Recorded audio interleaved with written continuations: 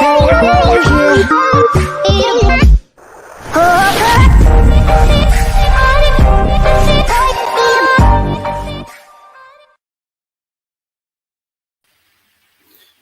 everyone, welcome to the BingX Academy series. It's me, Aziz, Business Director at BingX, and today my guest is Maarten Henskens, VP of Growth at AStar Network. Hi Maarten. Hey, how are you, Aziz? Good, good. Thank you. Nice having you. Congratulations on winning the Polkadot auction, Maarten, and to whole AStar Network team. And how does it feel to be one of the first selected projects for parachains? Well, actually, it felt great. Like for AStar, we became the third parachain. We got the third parachain slot on Polkadot, same as that we got on Kusama. We also got third, so it's like,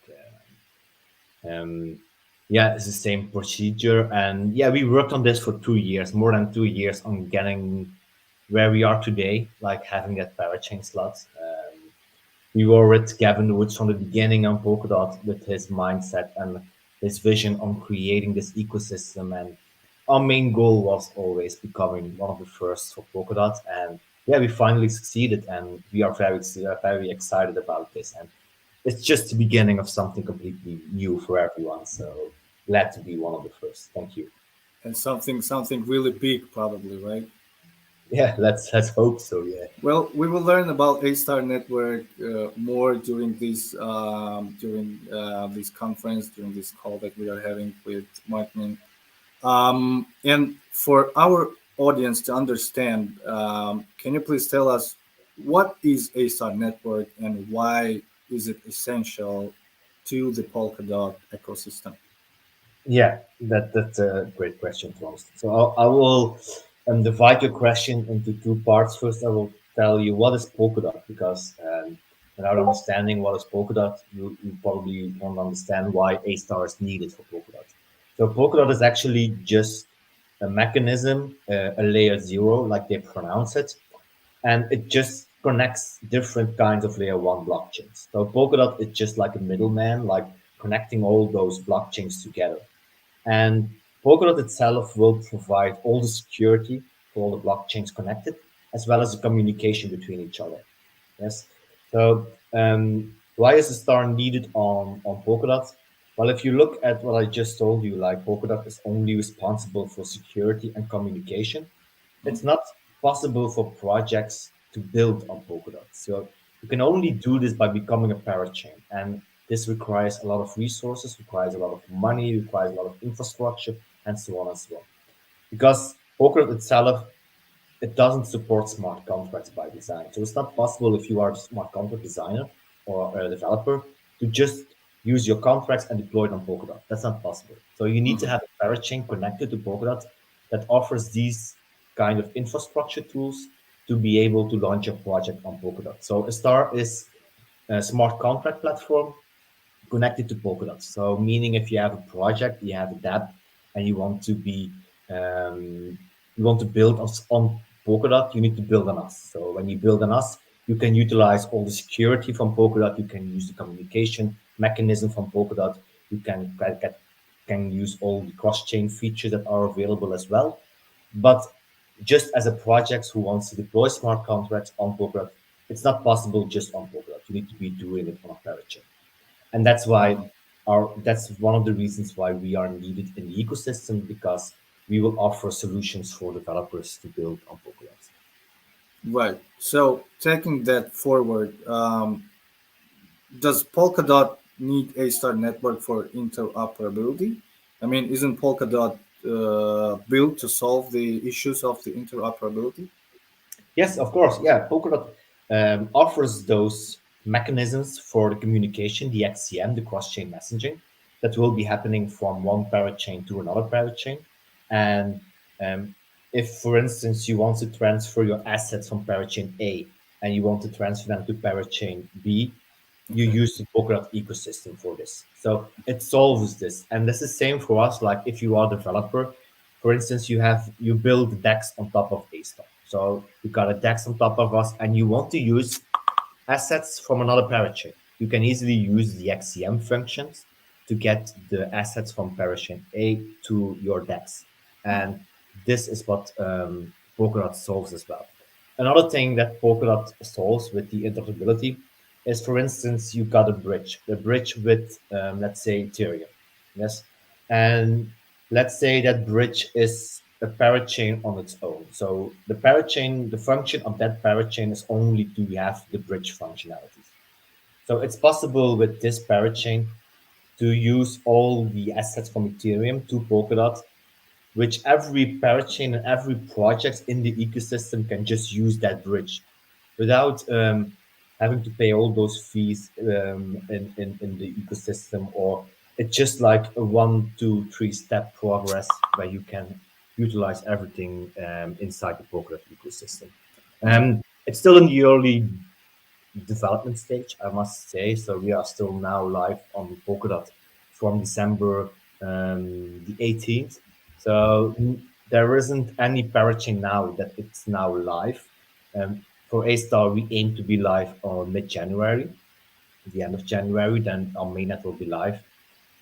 For our mainnet on AStar, we have learned a lot from our sister chain on Kusama. So we also have a sister chain on Kusama where we have all these same functionalities that will be coming to AStar. So yeah, for to answer your question, um, Polkadot solves the interoperability problem, and we, as a project, AStar as a parachain, will utilize all those interoperability features built for Polkadot. Okay, and you said that you have a sister blockchain which is on Kusama, and it's primarily used to for testing, right? So developers can test it within Kusama before deploying it on Polkadot, right? Um, you can see it a little bit like that, but the one problem that we don't see our sister chain on Kusama as a testnet. We have our Uh, testnet, um, but when you look at our sister chain on Kusama Shiden, it has economic value. So it's on the market, it's on exchanges, it has projects building on top of it. So you can say it's a testnet because it has a value. yeah. The testnet on its own doesn't have any value. It's just there for testing, and you can do whatever you want. We have this also, but our sister chain on Kusama, it has a value. But on the other hand, we will not deploy new features on AStar without having to test them fully on our sister chain on China. So yeah, you can see it like if we have like a new feature available, let's say beta version 1, we will deploy it on Shiden, on Kusama. And then there will be beta version 2, beta version 3, and then the final version. And when that final version is ready, it will be going to a star. Like a star will get all the polished, solid features, and our sister chain will have um, all the different kind of versions before it gets a very solid one. So it's more like testing out everything if it works, and before it's transferred to a star. So you can see it more like this: like all the latest features will be on Kusama, and all the finished polished features will be on a star. Right. And the operation of the Sharding, which is on Kusama, will not be interrupted by all of these beta versions that you launch, right? No, no, of course not. No. So we see Shiden and AStar, they will have different kind of use cases built on top of them. Yeah. So if you have projects that don't want to wait until all the latest features are completely stable, they have no point of being on a star because they want to have that fast developer playground available. So they will be on Kusama. We see A-Star more of a place for big companies, big infrastructure, institutions that need that security, that need that stable network. They will be more beneficial on A-Star than on Shiden. So they will have like different kind of use cases, and we already see this now with the community. We have, we, we have an official channel is just for the entire ecosystem that we are building, like we start, that contains with our network on Poker as well as Kusama. But you also have like unofficial channels that are only focusing with communities who are only busy with sharding, for instance. So you can see that inside the community, there's already like how do I say it? Strong believers in Shiden, and then you have strong believers in AStar. But we as a company, we are focusing on the whole, Yeah. on both sides. But regarding the community, yeah, it's something else. But to end this, like our Kusama chain, like Shiden on Kusama, it's there for all the latest features, and A-Star will be built with all the stable versions that will work and that we have tested out not only with code but also with tokenomics, with everything related to this. So, and that was one of our main issues that we had with, or the, not issues, but what we found out with Kusama. We changed some tokenomics about staking, getting a higher APY, and we did a lot of testing about finding the perfect balance between our community and staking and yield farming and things like that. And when we finally found the perfect balance, um, this will be integrated on a star because we have tested it out on Kusama. We know how the market will react if we do this. We know how community will react if we do that more like this. And this gives like a more solid, a more trusted network like a star. It will be more polished, let me say it like this. Yes. From developers' perspective, can you name, like basic differences between, just for the audience to understand, between Kusama and Polkadot? Mainly, they are, the same, but what about the audience? Or you know more about the difference. Are there any differences between these two chains? And can you name some of them? Yes, of course. One main difference is, of course, their native token. Kusama has the KSM and Polkadot has dot token, so Yeah. that's the one difference. Regarding of staking mechanisms, they are the same, so they have the same staking mechanisms, but um, the governance behind this is different. Meaning that Mm, on Kusama, you got like if you stake on a validator on Kusama and you want to get your tokens back, you want to unbound them, it takes like 7 days before they are unbounded. If you look mm, at to a Polkadot, if you want to stake on a validator on Polkadot, it takes 28 days. mm, And that's the same with what I was saying about Kusama, it's like a developer's heaven because if you want to do something new on Kusama, the governance is much faster. So new changes are much faster integrated on Kusama. It will be like the proposal will be made, takes 7 days, and then it will be work. If you would compare this with Polkadot, you want to do something else, you want to change something in the code, it takes 28 days before it even is released. So the it's much slower if you compare this on the on-chain governance. Yeah, Kusama is like an experimental network. Developers have an everyone can join it much easier than it is on Polkadot. So yeah. yeah. All right. Thanks. So going back to differences, and you named one of them, which is it's hard to get into Polkadot, and we see these auctions, and we see a lot of projects applying to become a parachain, and only few succeed because of the limit that Polkadot has, which is 100 slots they have right now. And AStar helps to connect to the Polkadot network, bypassing this parachain auction mainly. So can we say that it's a layer two bridge to Polkadot? And with that being said, is it possible for a Polkadot network to face being overloaded and experience downtimes? Yes.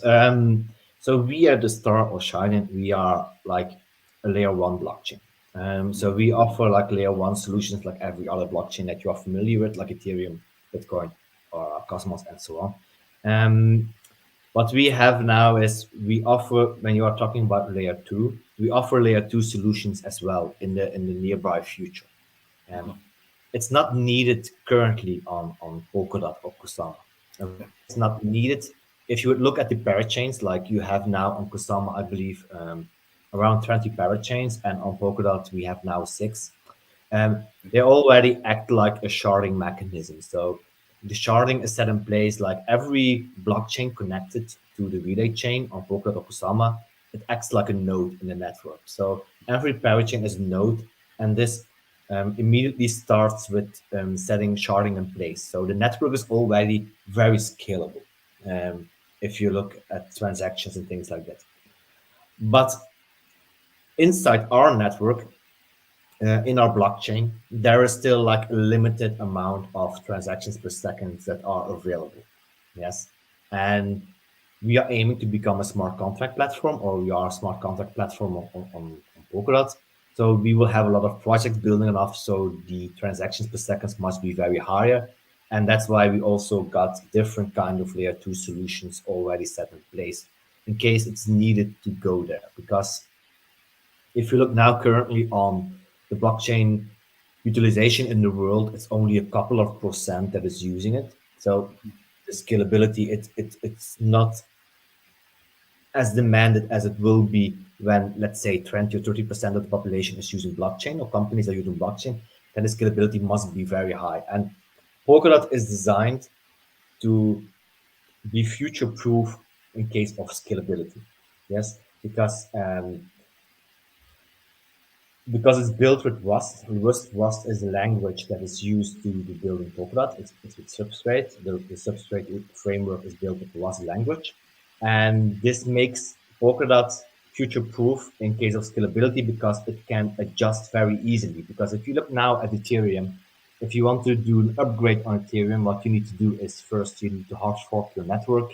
You need to do a lot of things before it's even possible to do some upgrades. If you look now at Ethereum, and Ethereum 2.0 is something that is now taking over a couple of years maybe now, when people are and still Ethereum 2.0 is still so far away because um, there still needs to be a lot of steps taken to get there. And with Polkadot, it's possible to do like an upgrade in the network without even the end users knowing that the upgrade has been taking place because the code is made like this. It's very easy to just integrate a new runtime and the code is adjusted to new features, making it future proof in the long term without having issues that we don't know about now.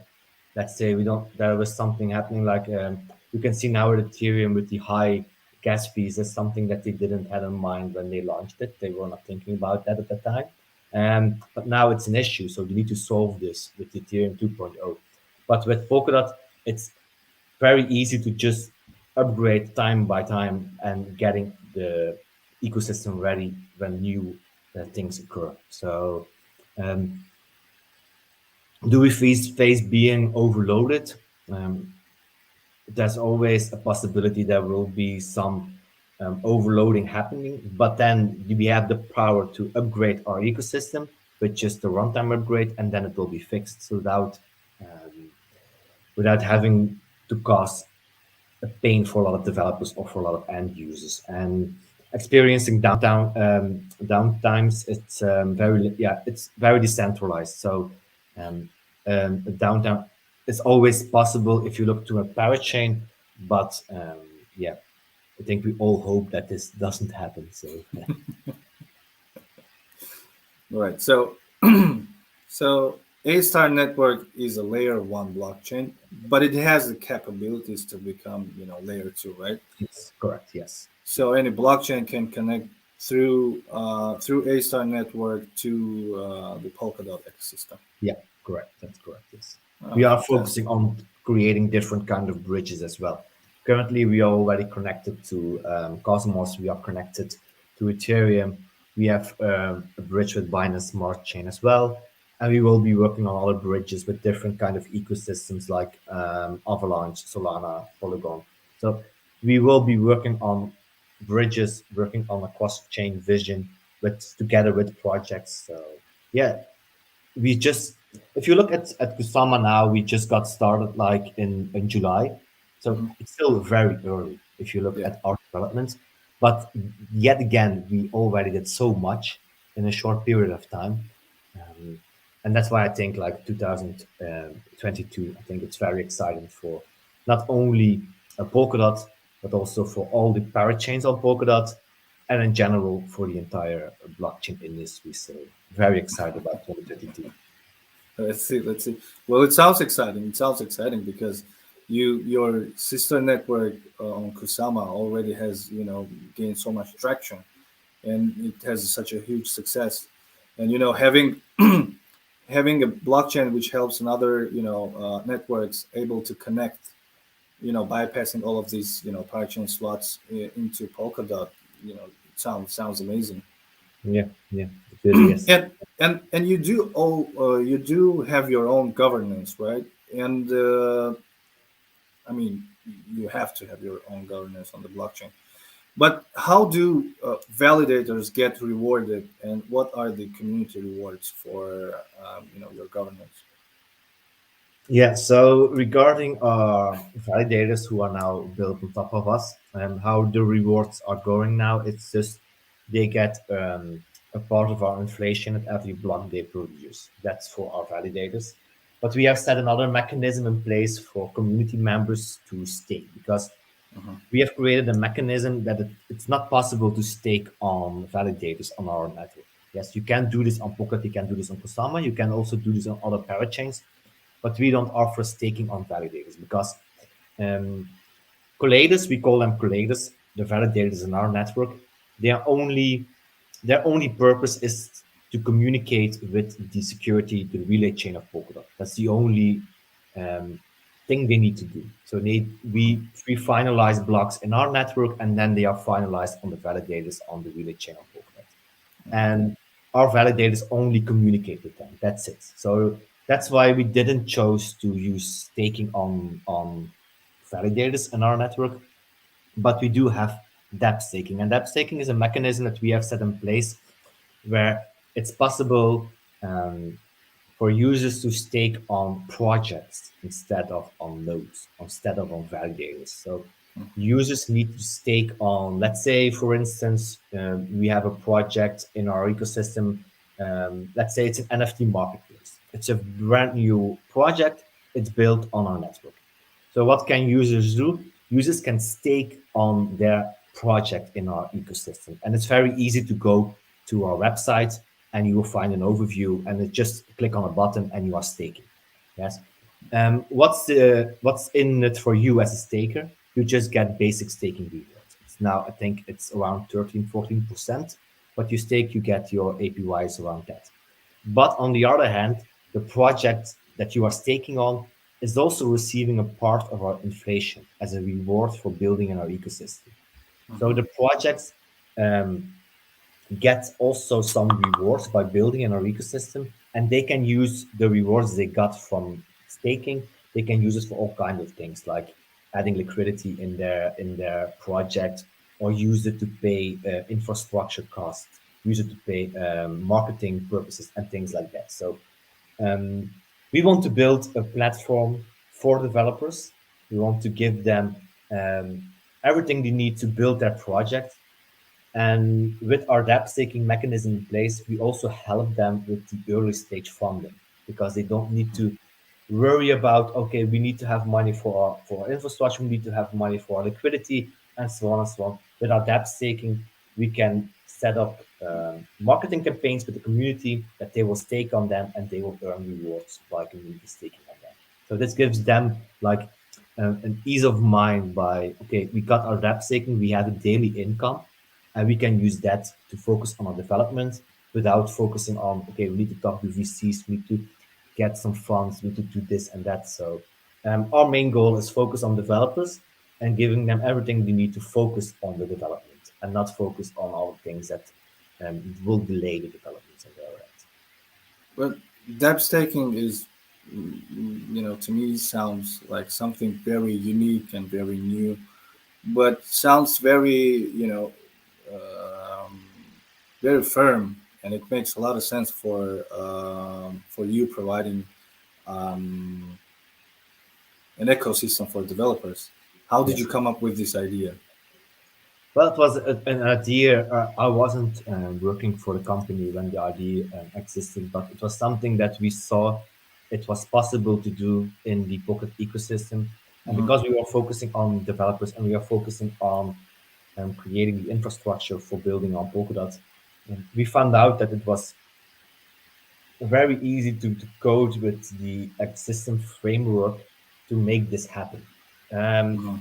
and then we started with building out the tokenomics around this and building out the idea. And then, yeah, like you were saying, it's a brand new concept. It's very unique for a lot of people. And it's very important for us to also educate the people around about this, not only the end user, but also the developers, because we have now developers using the dApp staking on Shiden, and they now see the benefits of this because they are now creating their DApps also with dApp staking integrated into this because they see the value of it because they can use the funds or the rewards that they receive, they can use it immediately in their ecosystem again with liquidity, with extra yield rewards, with extra API rewards and things like that. And this will create for us a bigger TVL in our ecosystem, will create much more users in our ecosystem. And that's our main goal as well, to become the developers hub on Polkadot. Okay, and let's dig in more into developer side. So let's say, cross-chain virtual machine allows developers to build dApps which are compatible with other virtual machine. How does it work? Yes. So cross-chain virtual machines. So first, I will explain a little bit about the virtual machines. What are those? So we have in our ecosystem two virtual machines. We have the EVM that is familiar with everyone. EVM, the Ethereum virtual machine. So EVM stands for Ethereum virtual machine. So every project that you are now familiar with on Ethereum, it works with EVM. It's built with EVM, it's built with Solidity, it's built with Viper. Um, and this is something that we also offer in our ecosystem. So if you already are a blockchain developer, you are familiar with writing smart contracts in Solidity for Ethereum or for other chains who offer EVM, it can easily be used on our chain. You don't need to change anything, you can just deploy it and it can be used. Very, very easy, very straightforward. And then we also have another virtual machine, and that's WASM. And WASM stands for WebAssembly Smart Contracts. And WebAssembly Smart Contracts is a different kind of smart contracts if you will compare this with the Solidity smart contracts. Because WebAssembly, it's much more scalability than EVM. If you, I compare all, I compare it every time with the WebAssembly with Google and Facebook. They use WebAssembly. They can handle millions of users at the same time using their websites. And that's based with WebAssembly. That's built with WebAssembly. So you can see how scalable it is if you compare this for the blockchain industry. Let's imagine Facebook on a blockchain. If they use EVM, it will be very slow. It will be like you really could it will be like not possible for millions of users to use it at the same time. It will be very slow. It's completely not scalable.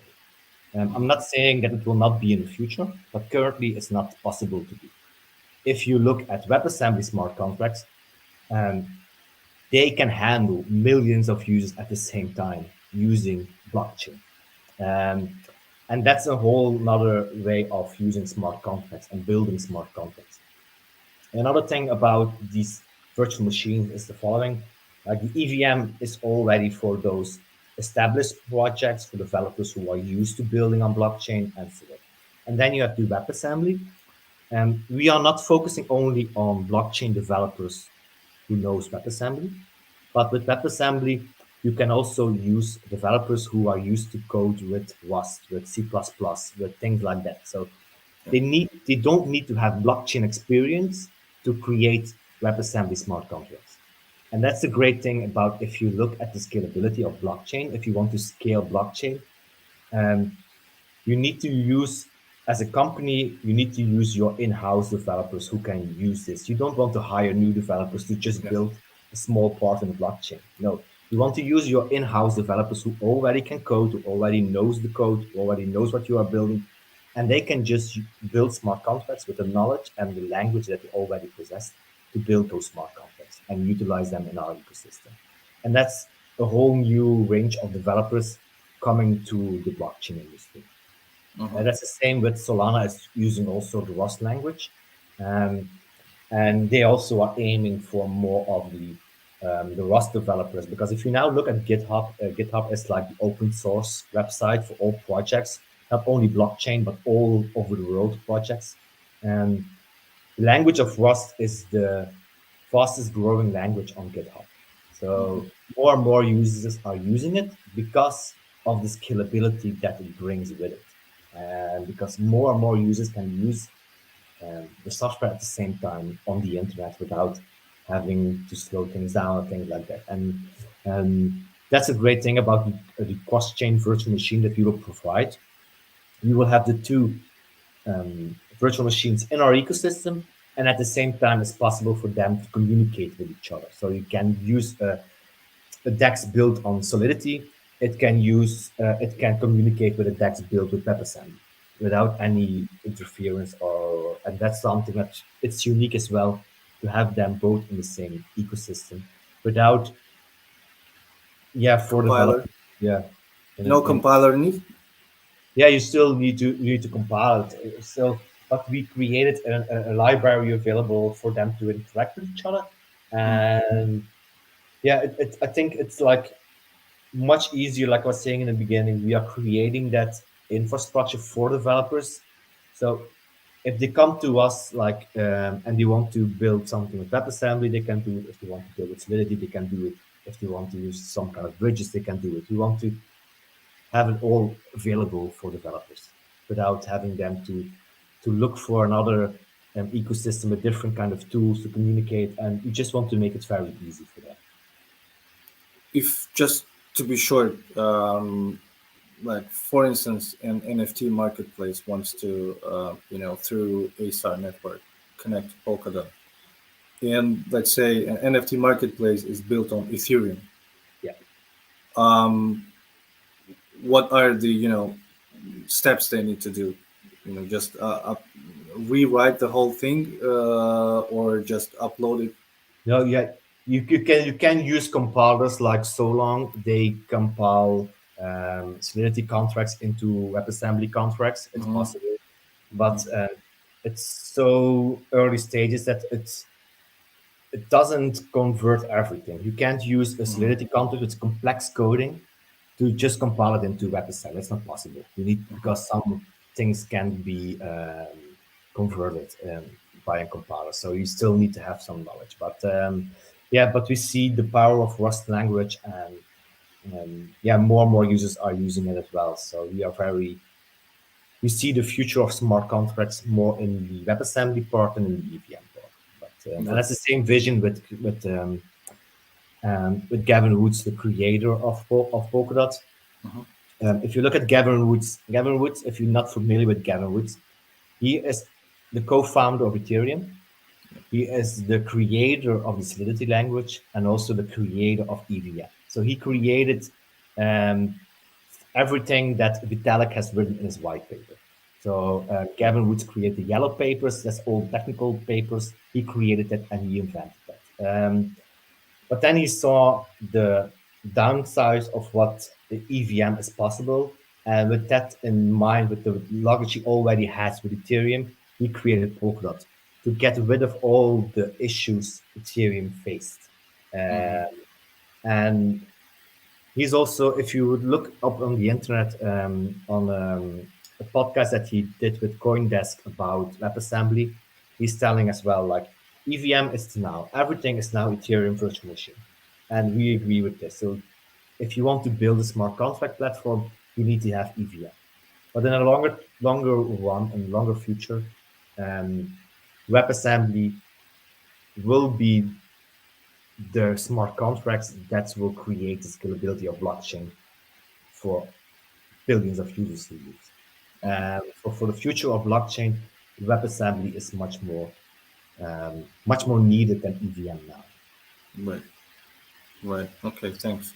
And I'll get to next question, which is probably for our users who are mainly investors and traders.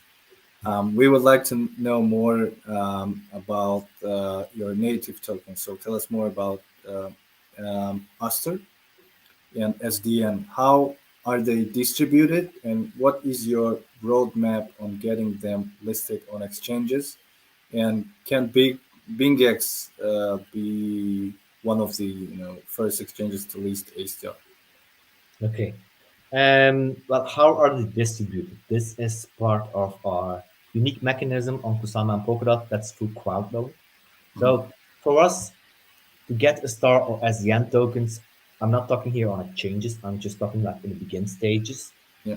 We haven't sold any token to a retail investor. Nothing is sold. Everything is being distributed through crowd loans, meaning you lock up your KSM tokens, for instance, on Kusama. So you lock up your KSM tokens for 12 months and you will get SDN in return. So, and after 12 months, you get your KSM also back. So actually, but you can see it as a staking. You stake your KSM and you get SDN tokens. That was the same for a star. You stake a dot and you get the star tokens. And that's how we distributed our tokens. Um, what is or the roadmap for this? You can see this on our website. You will find everything that we are doing, and we will soon release our complete article about our roadmap for 2022 with all the things that we will be doing on AStar as well as on Shida. Um, we are very lucky to have support from tier one exchanges, meaning like for SDN, we are on a lot of tier one exchanges like I believe Qcoin, Kraken, Hobie, and so on and so on. So we have a lot of support by them. That will be the same for Star. We are backed by Binance, we are backed by Hobie, backed by OKX. So we have a lot of great investors behind us. And can BingX list us? Of course they can. Um, if they can create the bridge with substrate addresses, it's very easy to list SDN. And we are more than happy or more than open to have a marketing campaign with BingX if they want to list one of our tokens. So thank you for that question. Yeah, sounds really cool. I think we will get to that. We will get to that for Awesome. sure. Um, and so we've been through this, but just as a reminder, as you can tell us shortly. So this unique mechanism of dApp staking, what is you explained the mechanism of it, but uh, and you explained the your intention behind it, but can you like briefly explain it again? What is the core extension of dApp staking? Is it because it's more secure, or is it only because you want to help developers to scale their projects easily? What are the like core intentions? Yes, it has different kind of intentions that we want to do. First of all, by having them in our dApp staking store, we see them as a store for staking on projects. This is already a marketing tool for them because users who are new in our ecosystem, they got our tokens, they want to stake, they will stake on projects. So they will check out all the projects that are listed and they will see, okay, which one I want to support. Because for the end user, it doesn't matter if they stake on project A or on project C, they will get the same reward. But it doesn't matter for the project because the more stakers you have, the more rewards you get as a project. Right. Um, and that's why it's so important for us to educate community because it doesn't matter for them which project they stake, but stake on project that you really believe in, that you want to support them with. Um, and that's can be done for different reasons. You have projects that offer um, their native token in return if they stake on them, like giving Hmm. them extra rewards. Then we have also have projects that you say like, okay, if you stake on us, you get an NFT in return, and you can do some different kind of things as well. Or um, we have users that are just using the project, and then the project can say, okay, if you stake on our project, you can get a higher APY or higher staking rewards in our project because it's built with only one how do I say it, one core intention, and that's to help the developers behind it, and so they don't need to worry about getting that funding, getting that things like, and getting the liquidity and things, so we can help them in the early stages of their development. And I think that's very important because um, we focus on natively built projects in our ecosystem. But this, I mean, projects that are adjusted to our ecosystem, that are adjusted to everything that we offer. Um, and by doing this, we want to support them with dApp staking because they are doing something in return for us, because we need them to grow. Um, and for instance, Polkadot needs us to grow. So we are in this together, and we are building the new Web3 together. And that's very important as well. And that's also something that I would like to add. We are not here to be like the Ethereum killer. We don't see ourselves like this. We are here to work together with Ethereum. We are here to work together with Cosmos, together with Avalanche, together with Solana. And it's, of course, the project's vision that wants to build. If they want to build on Solana, they can build on Solana. But in that cross-chain vision, they can say, okay, we also want a connection with Polkadot. And then they can use us for this, for instance. Um, so we are here together to build the blockchain where we want the blockchain to be um, in the future, and I think everyone will benefit from this. Like you don't need to compete with each other as a layer one blockchain. You have to work together as a layer one blockchain, because together we will make blockchain more scalable. We will make blockchain more used in the real world, and I think that's me as a developer also and VP of growth, that's what we want to aim for. Um, and of course, I'm always talking about the blockchain technology. I'm not talking about crypto, because for me, is crypto is everything about tokens and things like that. So I'm a blockchain enthusiast, and so I believe in technology. So a lot of people always ask me about prices and things like that. But to be honest, I see the future of technology. I don't see the future um, yeah, of the prices for me. Yeah, and I think that's the great mindset of all the parachains that I know of in the Polkadot. We are creating this together, and we want to be creating that Web3 for those that we have on mind. And but of course, we do need our community, and we do need to handle the community, and we do need to handle our investors. It's also very important. So yeah, it's like I was saying in the beginning, it's very exciting to work in the blockchain because you have so many different aspects to worry about or to take care of, and it's very exciting. I'm very glad that I'm working in the blockchain, and I'm very um, thankful for the company that I'm working in now for giving me the opportunity as well. So yeah, I can. If you are interested in blockchain technology, there's so much available that you can go for or take the jump. I really want to motivate everyone. If you want to do this, please do, because yeah, it's a new world and you can be in it from the beginning. So And yeah, this can say it better. But for Martin, I'll tell you a little of the background of us running all these AMAs, interviews, and shows. Is for the community who's excited about cryptocurrencies. They We want to educate them so that they know about the technological part of it, right? For example, there are some, like traders, investors. Let's say it's a layer one type of trading is when you trade based on the price chart, right? And the layer two, which is adding some fundamentals trading, is when you know the technology. By learning the technology, by the information that you provide, or the guests who are coming to our, this academy series who come, they provide the information, and the community, the audience learns about the trends which are coming next, and the value which is behind each project, right? So right now, we learned about SDN token, right? And we will be excited to, yeah, someone will be excited to buy, SDN token, but we don't know what's behind it, right? And what future awaits, and other tokens, for example. So it's very exciting because when we were talking with other guests, we were hearing all of the time the same thing, that the future of the blockchain is very bright, and all of the projects are trying to solve this scalability, because like you said, the blockchain should not be complicated, right?